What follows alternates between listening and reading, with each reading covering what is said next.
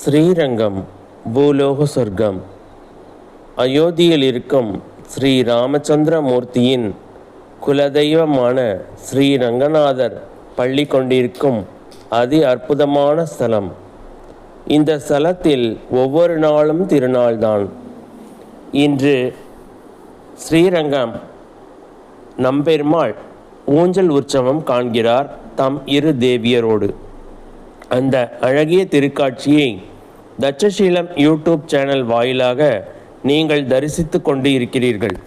வெள்ளி திருப்பாக்ஷி பச்சை பட்டுடுத்தி நம்பெருமாள் அழகாக காட்சியளிக்கிறார். அதி அற்புதமான ஆபரணங்கள், கால் முதல் தலைமுறை அதி சுந்தரமான பவளமணி மாலைகள், நவரத்ன மாலைகள் அணிந்து காட்சி